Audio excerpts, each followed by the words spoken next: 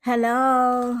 Magandang umaga sa sign ng Libra, si Lola Baby ha. Handugan ko kayo ng reading ngayong araw na ito. Ngayon ay Thursday. Thursday ngayon ha. So tingnan natin yung inyong tinatawag na overall energy. Okay? Oo.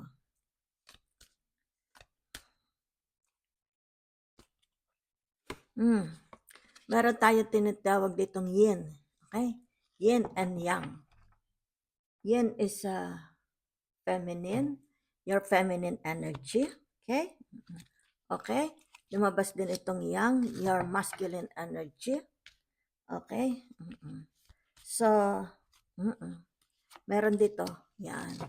No place like home. Yan ha. So, nakikita ko, dito yung tinatawag na pagiging responsible ninyo dito sa yang ha, especially pagdating dito sa inyong bahay, kinasasakupan. Yan. So, dito nakikita rin yung yin. Ibig sabihin ng yin, yung tinatawag na you love beautifying your house. Maaring dito gusto mong magpaganda, yung pagpapaganda sa bahay mo. Okay? Maaring dito yung tinatawag na pipinturahan or lalagyan ng mga bagong gamit. Yan ha, oo. You love natures. Yan, Libra. Ibig sabihin nito, you love nice surrounding, beautiful surrounding. A new breath, fresh, bagong hihingahang, hangin. Yan. Kumbaga, ang gusto mong maaamoy parang bulaklak, okay? Oo. Kumbaga, dati naamoy mo lang yung mga damo, yung mga grass. Ngayon, bulaklak ang gusto mo.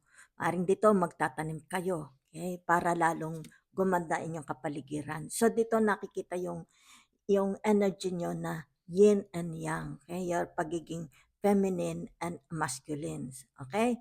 So, dito nakikita you are very responsible sa inyong tinatawag na obligasyon, okay? Especially sa inyong bahay, sa family mo, okay?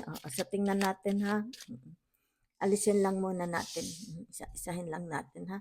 Tingnan natin itong energy na ito ha, dahil ito yung tinatawag na the moon, okay? So, ang nakikita ko dito sa the moon, okay? It's about your relationship, okay? Sandali. Ang the moon kasi is yung tinatawag na relationship nyo sa mga kasamahan nyo. Ang nakikita ko mga kasamahan nyo sa trabaho. Kumbaga dito gusto nila yung karakter ninyo. Okay? Gusto nila yung mga ideas na sinishare. Yan ha. Okay. Kumbaga dito ay nakikita nila na you are the man. Okay? Kumbaga dito ikaw, you are the man for this job. Kumbaga nakikita dito na punong-puno kayo ng ideas. Yan ha. So dito meron tayo.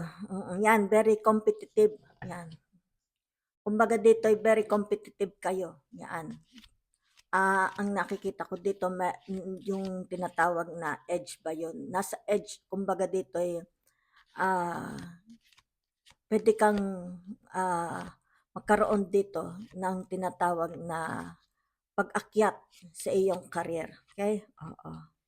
So dito sa Eight of Swords, yan. Sa Eight of Swords, ang nakikita ko dito is sandali lang ha. Pinag-aaralan mong mabuti, especially yung weaknesses ng mga kasamahan mo. Yan na pinag-aaralan mo. Kumbaga sa chess, yan, pinag-aaralan mo yung bawat moves na gagawin mo at saka yung moves na ginagawa nila. How they play the game. Yan ha. Yun ang nakikita ko. So dito yung tinatawag na Pentacles, yan ha. Knight of Pentacles, it's about a relationship, okay? Ano pa nakikita ko? Yung mga kasamahan mo, okay? At saka yan, sandali ha. Mga tao, okay? Sandali lang ha. Knights of Pentacles, yan ha. So, very smooth. Ibig sabihin, yung gang movement ng inyong career, okay, is very smooth, yan ha. Very, yung nakikita ko dito ay, di kayo dapat matakot, okay? Kumbaga dito ay sigurado na kayo, hawak nyo na yung tinatawag na alas. Yan ha, oo. So dito meron ding nakikita ako, may nag-iisip sa inyo na tao, okay? Oo. Kumbaga itong taong ito is very close to your heart from the past, yan. Okay? Maaring dito they want to see you again. Okay? Kumbaga dito maaring ito dati mong kasintahan or nobyo or mga taong kilala mo from the past. They are thinking. Bagay dito bumalik kayo sa kanilang pag-iisip, alaala. Yan. So maybe ibig sabihin nito merong makikipag-communicate sa inyo. Okay? Mga halimbawa, mga old friends from the past or mga kung sino man ito ha. Yin and yang. So dito sa yang ninyo, nakalagay dito yung energy. Okay. Masculine and sandali, an yin, ying, yin and yang. Okay. Kalimutan ko na din kung alin dito yung ang yang yata is masculine at ang yin is feminine, or ang yin is masculine at ito is feminine. Kalimutan ko yin and yang. Okay? So kumbaga dito the full, okay? O ano ibig sabihin ng the full na ito? So ito ay mayroong kinalaman, okay? Sa inyong pakikipag yung tinatawag na your hopes, okay? Makamit ninyo yung inyong hopes. Yan ha. Kasi ito'y the full. Ibig sabihin, taking your risk, the leap of faith. Ay, yung tinatawag leap of faith. So, lumabas dito yung tinatawag na two of cups. Cancer. Yan, two of cups ha. So, ang cancer is sa relationship ito. Okay? Maaari ito sa trabaho dahil it's about money. Ang nakikita ko dito ha. So you are hoping magkakaroon ng tinatawag na improvement sa inyong pamimera. Okay?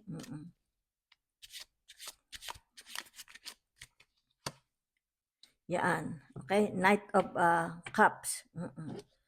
Showing you are showing your devotion. Nakikita ko dito ha. Showing your devotion, your tinatawag na katapatan, yung inyong pagiging, yung tinatawag na sandali ha. Oo. At devotion, katapatan sa trabaho dahil it's more on money ha, okay? At saka yung inyong pagiging down to earth, okay? Yung you as a person, down to earth, yan ha, okay? Yung devotion ninyo, yan ha. So it's your energy, Libra ha, okay? Dahil dito magkakasama yung tinatawag na Pisces, Cancer at Scorpio. Okay? So dito nag-offer din kayo ng tinatawag na peace. Maaring dito ay meron mag-offer, gusto mag-offer sa inyo ng peace. Okay, or bagong pag-ibig. Hindi ko alam kung kayo ang nag-offer. It's another energy. Kumbaga, meron dito gustong mag-offer ng pag-ibig, bagong relationship. Okay? Oo. O, yung tinatawag na peace. Okay? Kumbaga dito ay yung healing, forgiveness, something like that, ha? Okay. Nakikita dito yung pagiging, yung tinatawag na humbleness dahil nakabaw yung kabayo. The purity of the heart. Okay? Good intention. Yan ha. Kumbaga dito ay itong taong ito is ready for tinatawag na mga challenges. Okay? Kumbaga dito ay they are not in panic. Hindi sila panic. Okay? Kumbaga dito ay maluwalhati nilang tatanggapin. Whatever is this. Kung halimbawa ito yung mga pagsubok, maluwalhati nila itong tatanggapin. Okay? With no, hindi ito agresibo. There is no aggressiveness nakikita ko ha. So you will be judged. Okay? You will receive your tinatawag na judgment. Okay? Oo. Dahil narito yung tinatawag na Scorpio. Okay? So, kumbaga dito you are ready. Okay? You are not afraid. There is no fear. Okay? So, kumbaga dito kahit ito yung tinatawag na may mga ano man hadlang ang nasa daraanan mo, you have pinakikita ditong you have no fear. Okay? You have no fear. Kumbaga dito ay nakikitang ah, kaya ninyo ito. Okay? Malalampasan ninyo ito. Sa tulong ng mga, dahil ito, kita ninyo ito mapuputlang mga tao, ito your ancestors, okay? Mga dead people na tumutulong sa inyo, maarte yung mga relatives nyo from the other side of the ano ito, from the other side of the universe, tinutulungan. So, kumbaga dito they are ready, okay? Kumbaga dito nasa tabi mo lang sila. Yan ha. So, magkakaroon ng success. Yan ha. No place like home. Yan ha, nakikita ko. So sa no place like home, yan. Sa 9 of Wands, yan. Kumbaga dito ang nakikita ko, your contentment. Okay? Contentment. Security. Okay? Nakikita dito na you are guarding. Yung sinasakupan mo, you are guarding. Okay? Yung sinasakupan mo, pinoprotektahan mo. Okay? Especially your family, your loved ones, yung pangalan ninyo, yung reputation ninyo. Okay? Oo. So dito sa 6 of Cups, yan ha, narito yung Scorpio. Kumbaga dito yung nagiging mapagbigay kayo, maunawain. Tinatawag na mapagmahal. Yan ha. So maaring in the past you experience yung tinatawag na ano tawag ito? Sandali ha. Na hindi kayo salat kayo. Okay? Maaring salat sa pag-ibig, salat sa unawa, salat sa halimbawa sa pera. Okay? Kumbaga dito nakikita nagkakaroon ng improvement. Yan ha. Okay? Maybe ito yung tinatawag na the past is coming back. Okay? It's asking for forgiveness. Yan ha. Okay? Ay, kumbaga dito you will become, kung hindi man kayo magkabalikan, you will become more friends. Okay? Kumbaga dito ay nakikita you are tinatawag na soulmate pa rin kayo. Okay? Kahit sa the past hindi nag-work out anumang relationship ito. Okay? Oo. Kumbaga dito ay magkakaroon ng tinatawag na mabuting relationship. Yan ha. Okay. So dito nakikita din yung tinatawag na respect. Okay. So kung ano man ito sa 5 of Swords, inaalis nyo na. Okay? Kumbaga dito yung mga, let's say, objects from your house. Kasi dito ha, objects from your house, let's say, mga, kung ano man ito. Yan ha. Gusto nyo maging bago, yung breath of air, surroundings, yan. Is even na friends, people na very suffocated, okay, toxic. Kumbaga dito sinasansala nyo na lang, okay? You become very quiet, yan. So dito pinipili na lang ninyo kung sino itong gusto ninyong makasama sa buhay ninyo. Ito'y pwedeng pag-ibig, pwedeng mga friends, relatives, yan. Kumbaga dito ay nakikita good vibes kayo pareho. Pareho kayo ng tinatawag na vibration. Okay? Sandali lang ha, atin lang gagamitan ng ibang cards.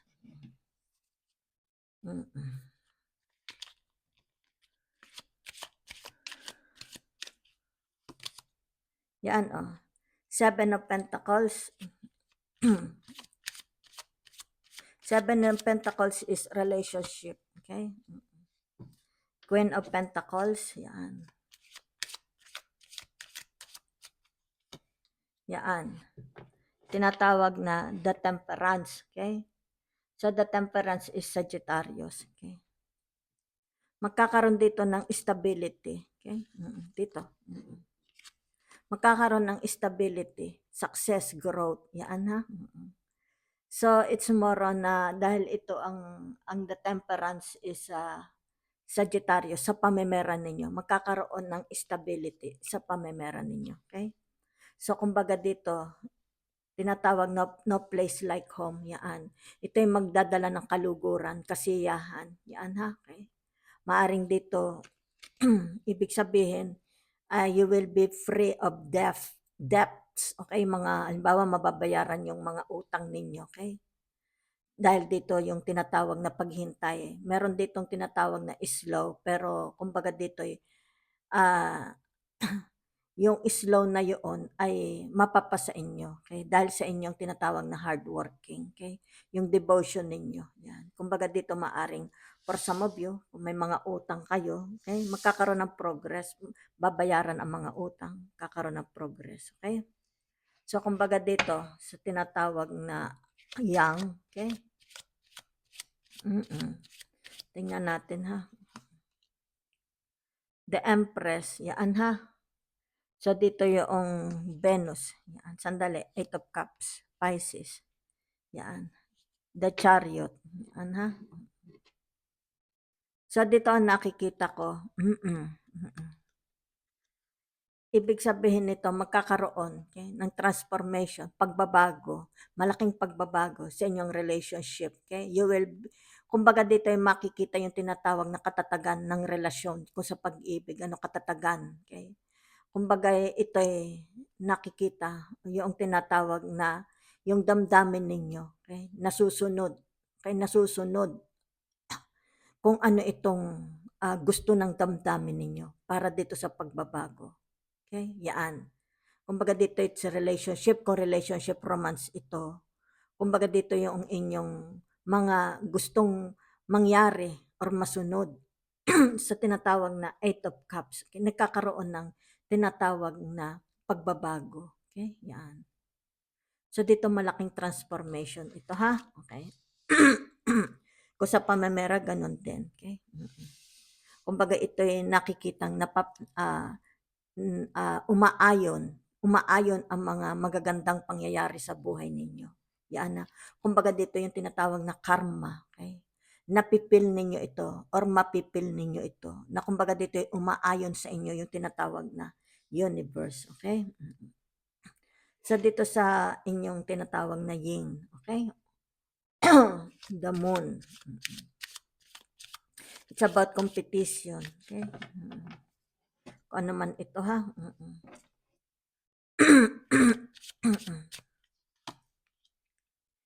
Four of Pentacles. Yan.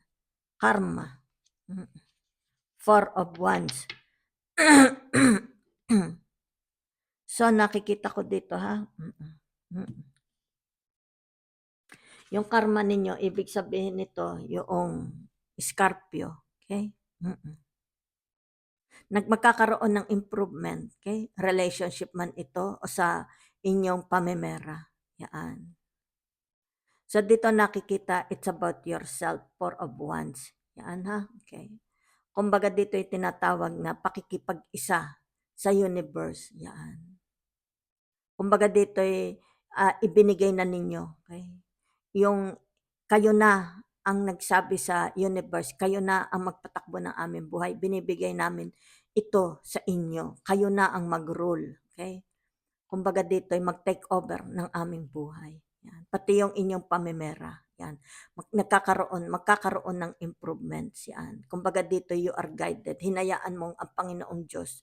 Kumbaga dito ay inalis mo na ang worries mo. Lahat ng worries mo sa pamemera man ito o sa relationship ninyo, kumbaga ito ay ipinagpasa Diyos nyo na. Hinayaan nyo ang Diyos ang mag-rule sa inyong buhay. Kung kaya dito, ang tinatawag na kasiyahan, yan, praise the Lord, ibig sabihin, yan, natatamo or matatamo or dahan-dahan nyo na itong natatamo. Okay? Pumapasok na yung tinatawag na the flow of energy, especially sa relationship sa pamemera, nagkakaroon na. Okay? Kumbaga dito ay kaginhawahan, kaluwalhatian, kayamanan. Okay? So thank you very much po ha. So tingnan natin din ha. Yung tinatawag. Kakaroon dito ng growth sa inyong pananalapi. Okay? Sa inyong tinatawag na relationship. You will be more flexible. Yan ha. Okay? Kung bawa may mga taong nangangailangan ng inyong halimbawa'y tulong or whatever advice, nakikita dito yung flexibility ninyo, yung tinatawag na pagbibigay ng time, okay, na ninyo dito, yung tawag dito na nagagawaan pa ninyo, okay, ng time, okay, na mabigyan ng pansin lahat-lahat kung ano man ito sa buhay ninyo, mga pangangailangan, okay? So, you are tinatawag na maaasahan, okay? Maaasahan kayo, okay? Kumbaga dito is, let's say, yung mga relatives nyo, friends nyo, or mga kasama nyo sa trabaho, nakikitang kayo ay maaasahan. Yan ha, very responsible. Yan. Thank you po.